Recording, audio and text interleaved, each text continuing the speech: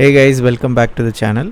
இந்த வீடியோவில் dynamic ranking use பண்ணி ஒவ்வொரு ரீஜனுக்கு தகுந்த மாதிரியும் டாப் ப்ராடக்ட்ஸ், அதாவது ஃபார் எக்ஸாம்பிள் டாப் 5 ப்ராடக்ட்ஸ் இருக்குன்னா அது ரீஜன் வைஸ் சேம் ப்ராடக்டாக இருக்காது, டிஃப்ரெண்ட் ப்ராடக்டாக இருக்கும். ஸோ அந்த மாதிரி ஒவ்வொரு ரீஜன் செலக்ட் பண்ணும் போதும் அந்த ப்ராடக்ட்ஸ் ஆட்டோமேட்டிக்காக இந்த மாதிரி சார்ட் ஆகிற மாதிரி டைனமிக் ரேங்கிங் யூஸ் பண்ண போகிறோம். ஸோ அது எப்படி டைனமிக் ரேங்கிங்கை டாக்ஸில் யூஸ் பண்ணுறது அப்படின்றத இந்த வீடியோவில் பார்க்கலாம். இப்போ தான் நீங்கள் முதல் முறையாக நம்ம சேனலுக்கு வரீங்க அப்படின்னா மறக்காமல் சேனல் சப்ஸ்கிரைப் பண்ணுங்கள். ஏதாவது டவுட் இருந்தால் கமெண்ட் பண்ணுங்கள். இந்த வீடியோ சீரீஸை கண்டினியூஸாக பாருங்க.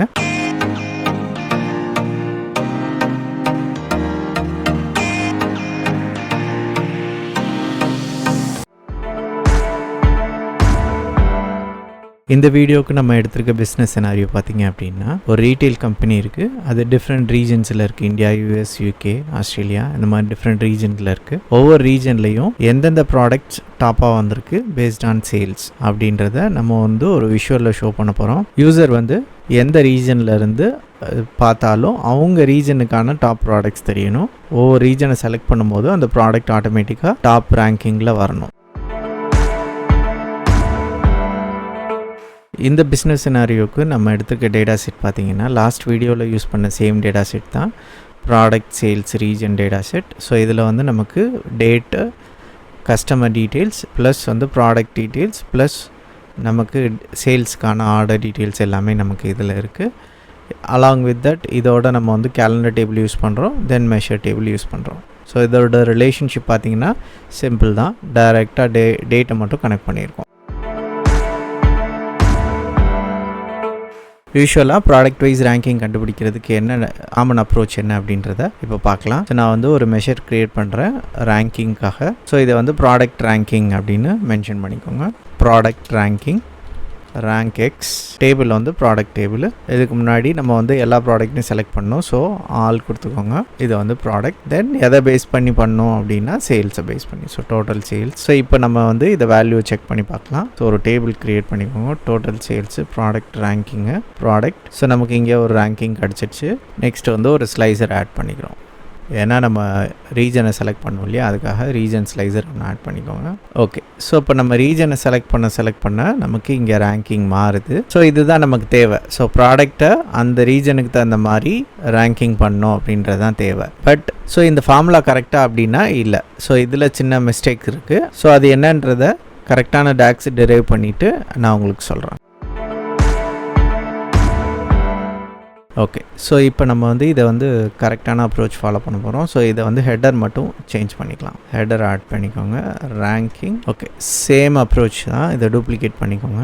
ஸோ இன்னொரு ஃபார்முலா க்ரியேட் பண்ணலாம். ஸோ ரேங்க் நியூ மெஷரில் இது ப்ராடக்ட் ரேங்கிங் 1ன்னு கொடுத்துக்கலாம். ஸோ சேம் ரேங்க் எக்ஸ் தான். ப்ராடக்ட் டேபிளில் இங்கே ஆளுக்கு பதிலாக கரெக்டாக நம்ம என்ன செலக்ட் பண்ண போகிறோம்னா, நமக்கு தேவை selected products. So all selected. இதில் ரீஜனல், இதில் product, again total sales.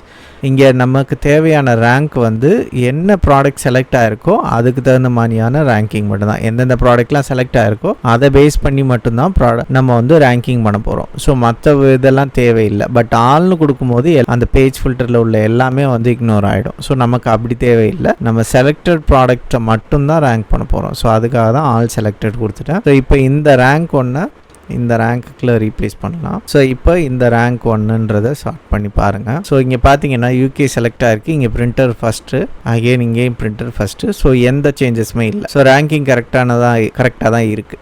So ranking கரெக்டாக தானே இருக்குது. இது எப்படி ராங் அப்ரோச்சுன்னு சொல்ல முடியும் அப்படின்னா, அதை நம்ம ஒரு டெஸ்ட் பண்ணி பார்க்கலாம். ஸோ இதை ஆல் செலக்டட்னு மாற்றிக்கிறேன். ஸோ நம்ம இங்கே அடிஷ்னலாக ஒரு ஸ்லைசர் ஆட் பண்ணலாம். ஸோ இதில் நான் ஒரு ப்ராடக்டை ஆட் பண்ணுறேன். ஓகே. ஸோ இப்போ ரீஜன் செலக்ட் ஆகிருக்கு. தென் நான் ஒரு 2-3 ப்ராடக்ட்டை மட்டும் செலக்ட் பண்ணுறேன். ஓகே. ஸோ இப்போ நீங்கள் பார்த்தீங்கன்னா தெரியும், நான் செலக்ட் பண்ணியிருக்க ப்ராடக்ட்டுக்கான ரேங்கிங் 1 2 3ன்னு ஆர்டர் படி வந்திருக்கு. பட் இங்கே பார்த்தீங்கன்னா தெரியும், நான் ப்ராடக்ட் செலக்ட் பண்ணியிருக்கேன். பட் ஆக்சுவலாக என்ன ரேங்கிங்கோ அது மட்டும்தான் வந்திருக்கு இந்த ஸ்பெசிஃபிக்கான ப்ராடக்ட்டுக்கு. பட் நமக்கு தேவை இங்கே ப்ராடக்ட் செலக்ட் பண்ண ப்ராடக்ட்லேருந்து ரேங்கிங் தான் வரணும். கரெக்டாக? பட் ஆக்சுவல் ரேங்கிங் தேவையில்லை நமக்கு. இது அகெயின் ஓவராலாக எல்லா டேபிளையும் கால்குலேட் பண்ணி அந்த எல்லா வேல்யூஸையும் கால்குலேட் பண்ணி தான் இந்த ரேங்கிங் டிசைட் ஆகுது. பட் நமக்கு இங்கே இந்த ஆல் செலக்டட் யூஸ் பண்ணும்போது நமக்கு என்ன ஆகுதுன்னா, நம்ம என்னென்ன ப்ராடக்ட்லாம் செலக்ட் பண்ணியிருக்கோமோ, என்ன ரீஜன் செலக்ட் பண்ணியிருக்கோமோ, இந்த ஃபில்டர்லாம் ஒர்க் ஆகுது. அதை பேஸ் பண்ணி டேட்டா ஃபில்டர் பண்ணிவிட்டு அந்த டேட்டாவிலேருந்து ரேங்க் பண்ணி நம்மளுக்கு இங்கே காட்டுது. ஸோ அதனால தான் உங்களுக்கு டிஃப்ரென்ஸ் தெரியும் இந்த ரேங்கிங்க்கும் இந்த ரேங்கிங்க்கும். ஸோ இந்த மாதிரி பிஸ்னஸ் சினாரியோக்கு ஆல் செலக்டட் யூஸ் பண்ணுறது தான் கரெக்டான அப்ரோச். ஸோ இதை விட பெஸ்ட் அப்ரோச் இருந்தது அப்படின்னா மறக்காமல் கமெண்ட் பண்ணுங்கள்.